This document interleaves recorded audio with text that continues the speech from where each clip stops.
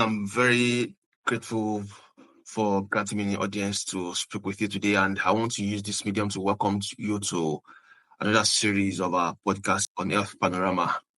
We've seen a lot of your articles online, and they are very inspiring, and I must commend you for your tenacity and for your efforts in trying to keep people informed about their health choices. Before I start asking my question, can you briefly introduce yourself to our audience? My name is Dr. Ibadi Fumilade, and I'm an enthusiast of public health, and I'm just a general physician, and probably I really love to just talk about mental health and probably bringing it into a simpler form to the public to be able to understand the their choices as regards their health. Question. There's this aspect of human endeavor that we don't talk about very well, and it's very important, and it is sleeping. Many times we underrate what sleeping does in the body. Or is it normal for everybody to snore when they sleep? That's a great question because some people tell you that, yeah, I don't snore, I don't do this one, I don't do that one. So snoring is like the norm to an extent. Snoring is like the norm because just like a situation whereas your tongue goes back to your throat and there's a vibration that comes into it. So people don't get that vibration to be that intense. So that's why you might not even hear the loudness of them snoring. So snoring is just like the sound. However, there's something they call obstructive sleep apnea, which literally means that somebody that there's an obstruction while you are sleeping. There's an obstruction, and that has caused cessation of oxygen from the lungs to the brain, and that person can actually die. So basically, snoring itself can be influenced by or can be triggered by a lot of factors, a lot of factors. And the first one that I will throw out there is stress.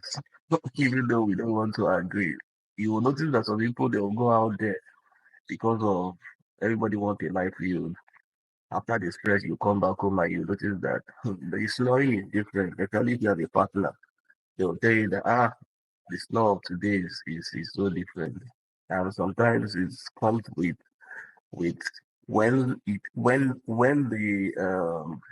the soft palate when it's relaxed and you are overstressed. That's why other factors still include. I won't want to go in depth. Other factors include using sedatives, using alcohol, using substance abuse. You'll notice that once you are sedated and if you are so relaxed, there will be vibration. The vibration increases. Mm. So weight gain, overweight, because most times once we kind of gain weight, there'll be swelling in the neck, swelling in the cheek, and that most times usually squeeze in the tongue, and most times there'll be vibration because it makes it a narrow. There'll be a narrow end to from your tongue to the soft palate, and that will cause constant vibration that will just lead to snoring.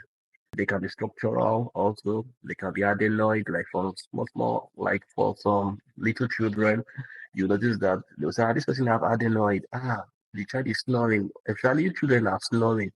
You should not take it lightly. You should take them to hospital immediately.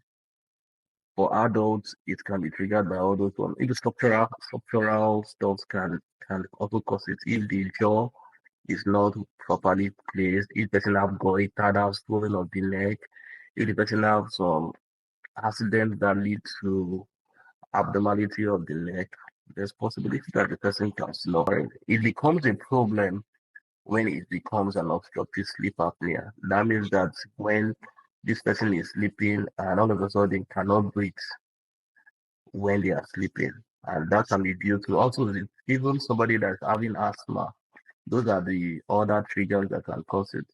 Mm. Because the person will find it difficult to breathe and that can lead to cessation of breath and the person can actually die. Another aspect about sleeping is about sleep paralysis. What exactly is sleep paralysis? going straight to sleep paralysis, I think, is very, very important because everything in Africa, or how would I put it, most times everything is from the evil spirits or from the evil forces. So Mm, most times sleep paralysis is like it is an unconscious moment, whereas you're already almost in the REM. So sometimes people usually once they say REM, because people say that you're already entering REM. So REM basically just means rapid eye movement. It's like an abbreviation. So it's like a time that you are awake and you're almost in that stage of dreaming. But the thing there is that you are conscious, but you don't have the ability to move any part of your body. There's hallucination, there's difficulty in breathing, there's fear and anxiety that comes with it that people will be like, I can't move and this, and they are really literally awake. But there are factors that probably contribute to it. There are things that trigger it. Sleep deprivation. Some people, actually doctors that overstress themselves, deprived of sleeping or anybody, they don't sleep at all. Sometimes they won't sleep for 2 days. Even some pastors or anything. It's good to pray and everything, but everything just has to be minimized. Sometimes you don't sleep for 24 hours, don't sleep for 36 hours. There's possibility that you can have sleep paralysis. Sometimes stress and anxiety can cause it. Some sleep disorders, some people tell you that I have insomnia, I can't sleep. Some people can have narcolepsis also. Those are the things that can also cause it also. Use of drugs. That one mm, is not you can't overemphasize that. Mental conditions or trauma. Some people have PTSD and they will just like that it will just come and they can't control it. So most times once you have the sleep paralysis, those are the things that will make you to say that yes, I really need to go and seek help. But most times we don't want to go and seek help. We kind of just feel like there's a stigmatization or this person will not take you serious. Because I can imagine you going to your doctor in Nigeria or probably somewhere and they say that I feel that when once I sleep, it's as if they're pressing me. It will be like it doesn't have the time for you that it really needs. But it's a serious issue that needs to be dealt. I've seen like it's not really very, very, very common, but I've seen few people that have experienced it. And those causes, once you try to revert it by you doing the opposite, by you doing lifestyle modification, try to sleep at least 7 to 9 hours per day, reduce your stress. We can't say that if you reduce your stress or anxiety, but even that if you take drugs that would help you to reduce the stress and anxiety, please take it. So also exercise also really, really works like magic. Exercise really, really relaxes your muscle and everything. So I think that those are the things that are very, very important for us to probably just put all out right. there that sleep paralysis is not a demonic thing, and we should try to treat it professionally by seeking a specialist that can really, really help us with that. Before we leave the issue of sleep paralysis, is it treatable? When it becomes a concern is when is that it's coming repeatedly, like in a week, it comes like probably more than 2 to 5 times Mm, in a week. That's a trigger that there's a problem and that needs to be addressed. Because if you don't know anything about it, the person can actually get anxiety and probably just pass out from there. Because most times, once that happens, once most times they will even want to have the person to actually bring the person from the REM and bring the person into consciousness. mm, So that's the difference between the two kind of if you want to look at it. For sleep paralysis and what's the name? Sleep dreams. Those two are different because one you are conscious, one you are unconscious. And once you are unconscious, that one it still comes with hallucination, it comes to everything. So people they'll say that they are sleeping and they are saying nonsense in their dreams and everything. And sometimes with them they will just wake up from the middle of the night and say, okay, somebody is portraying them. But the truth is that things that we watch really, really might really affect how we mm, react to some things. So it's about you just trying to people that love watching horror movies, they mm. can really reduce that or probably watch it during the day as compared to watching it at night.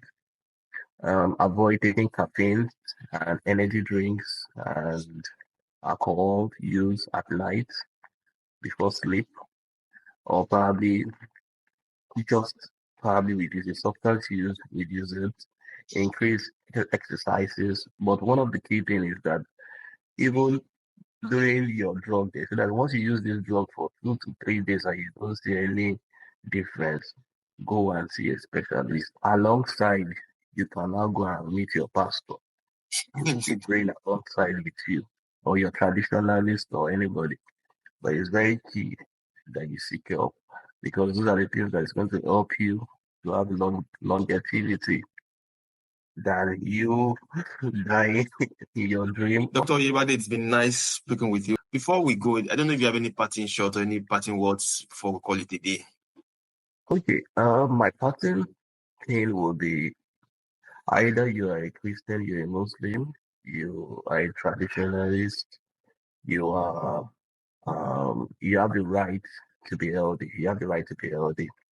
And it's good for you to stay informed. It's good for you to be open to new discoveries.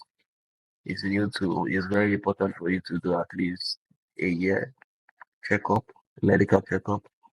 And it's very, very important that everything that we discussed today is not really about anybody. It's about you getting the information and you yourself to be knowledgeable to be able to teach others. It's not a must that it's a doctor that have to know everything.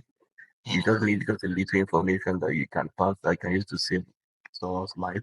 Example, the one I said about snoring. Just tell anybody that you know that they should sleep on their left and probably adjust their pillow, or probably get a pillow they can even check.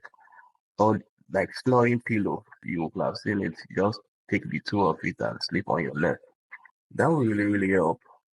And also things that we also spoke about, not trivializing things, and family history is very, very key.